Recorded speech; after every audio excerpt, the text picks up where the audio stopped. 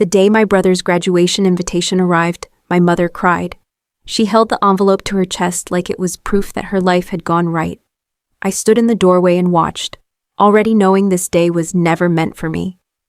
My name is Elena Brooks, and I was 22 years old when I finally understood what my role had always been in my family. I wasn't the disappointment. I wasn't the favorite. I was something more useful and more invisible. I was the one who didn't need anything. From the outside, we looked solid. The kind of family people nodded at approvingly. 2 parents still married. A tidy colonial house in suburban New Jersey. Holiday cards with matching colors and rehearsed smiles. My older brother Ryan and I stood side by side in every photo. But if you looked closely, you'd see it. He was always angled slightly forward. I was always half a step back. Ryan was 18 months older than me, which in my parents' minds made him the beginning and me the afterthought. He was driven, promising, destined for big things. I was reliable, independent, mature for my age. Words that sound flattering until you realize they're excuses. When I was 8 and broke my wrist falling off my bike, my dad wrapped it in a towel and said, "You're tough. You can handle the pain." When Ryan sprained his ankle a year later, they rushed him to the emergency room and bought him ice cream on the way home. No one ever said they loved him more. They didn't have to. Love showed up in who they worried about. By middle school, I'd learned the math of our house. If Ryan needed something, the answer was yes before the question finished. If I needed something, the answer depended on whether it inconvenienced anyone else. So I stopped asking. That was my first real skill. In high school, Ryan played varsity soccer. My parents never missed a game. I worked afternoons at a grocery store bagging produce, my hands smelling like oranges and bleach. On nights when our schedules collided, my mom would say, "You understand, right?" I always did. College applications made everything sharper. Ryan wanted business. So did I. When the acceptance letters came, my parents spread them across the dining table like trophies. Same university, same program. My mother laughed and said, "It's perfect. Ryan will thrive there."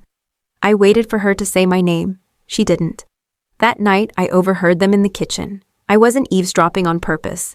I was getting water. My mom's voice floated through the hallway, casual and certain. "We'll cover Ryan's tuition. Elena's good at figuring things out. She always has been." My dad hummed in agreement. "She's low maintenance." Low maintenance, like a car that doesn't break down because it never gets driven. I didn't confront them.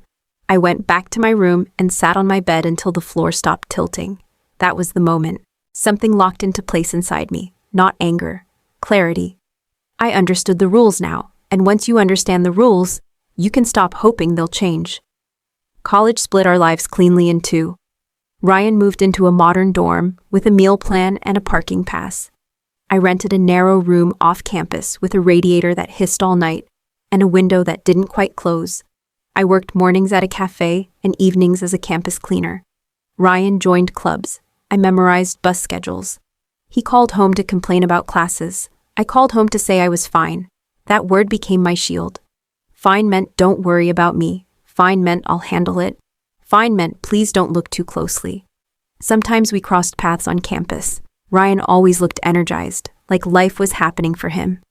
He'd clap me on the shoulder and say, "You're always busy, Elle. You should slow down." I'd smile and nod. Explaining takes energy. Silence costs nothing. By junior year, exhaustion felt normal. My days were a blur of lectures, shifts, and late-night studying.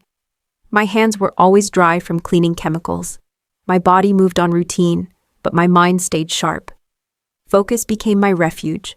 While other students partied, I built spreadsheets. While they complained, I prepared. There was a moment one night, mopping a lecture hall long after midnight, when I caught my reflection in the darkened glass. I looked older than 22. Not unhappy, just resolved.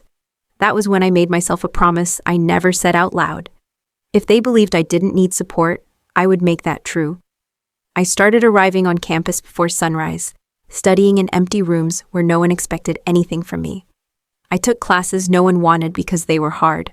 Numbers made sense when people didn't. Accounting didn't care about favoritism. It rewarded precision. That's when Professor Alan Whitaker noticed me. He didn't praise me loudly, he simply handed me more responsibility. Extra problems, more complex work. One afternoon, he asked why I always stayed late. Because it's quiet, I said. He nodded like that told him everything he needed to know. What I didn't realize yet was that this quiet was doing something. It was stacking, layer by layer. Every unseen effort, every ignored need, every swallowed sentence was turning into something solid. I didn't know what shape it would take. I only knew it would be mine. While my family celebrated Ryan's milestones, I was building something without witnesses.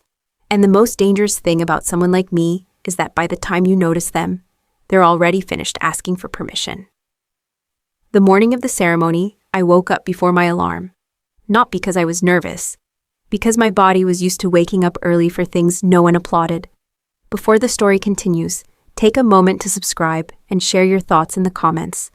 If you've ever been the one who carried everything quietly, this story is for you. Sunlight crept through the thin curtains of my off-campus room, casting pale stripes across the desk where my laptop sat closed and my blazer hung from the chair. The room smelled faintly of detergent and old books. It wasn't beautiful, but it was mine. Every object inside it had been earned, not given. That mattered more to me than comfort ever had. The invitation to the university recognition ceremony lay face down beside my phone. I hadn't told my parents what it really was. I'd simply said it was a small academic thing. My mother had sounded distracted when she replied, already talking about Ryan's upcoming internship celebration dinner. Still, they said they'd come. Not for me, I suspected, but because showing up was part of the image they liked to maintain. I dressed carefully, neutral colors, nothing flashy. I didn't want attention, I wanted truth. The auditorium was already half full when I arrived. Banners hung from the ceiling, blue and white, the school seal printed in gold. Students milled around with their families, laughter bouncing off the walls. Parents hugged too tightly. Cameras flashed. Pride filled the air so thick it felt almost tangible. I took my seat in the third row, reserved for honorees. My hands rested calmly in my lap. Around me, other students whispered nervously, adjusting collars, scanning the crowd for familiar faces. I didn't look back. I didn't need to. When my family arrived, I felt them before I saw them. My mother's perfume cut through the air, floral and sharp. My father walked stiffly beside her. Ryan trailed behind, scrolling on his phone, looking bored in the way people do when they assume nothing here is really about them. They spotted me and waved. My mother mouthed, "You look thin." I smiled politely. I always did. The ceremony began with speeches. Administrators talked about perseverance and excellence, about how these students represented the best of the university. I listened, but my mind drifted. I thought about late nights scrubbing floors, about counting coins at the grocery store, about every time I told myself it didn't matter that no one noticed. Then names started being called. Students stood, walked across the stage, shook hands, posed for photos. Applause rose and fell in predictable waves. My heart stayed steady. I wasn't waiting for validation. I was waiting for exposure. When the dean paused before the next announcement, the room quieted. "Our next recipient," he said, "is someone whose achievements reflect exceptional discipline and resilience." I felt something shift in the air. This student completed her degree while working multiple jobs, without financial support from her family. Her professors consistently noted her leadership, precision, and integrity. She did not ask for accommodation. She built her success quietly. There was a pause. Please join me in recognizing Elena Brooks. For a split second, the world stopped. Then applause crashed over me, loud and sudden. I stood, legs steady, and turned toward the stage. As I walked, I finally looked at my family. My mother's smile had frozen halfway across her face. My father blinked, confusion tightening his brow. Ryan lowered his phone, eyes narrowing like he was trying to understand a language he'd never learned, without financial support from her family. The words hung in the air, undeniable. My heels echoed against the stage floor. Each step felt like punctuation, a period at the end of a very long sentence. The dean shook my hand. "You earned this," he said. "I know," I replied, my voice quiet but firm. From the stage, I could see everything, the shifting posture of my parents.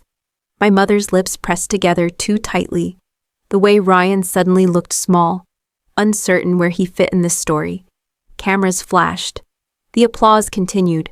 And for the first time in my life, the spotlight didn't feel heavy. It felt accurate.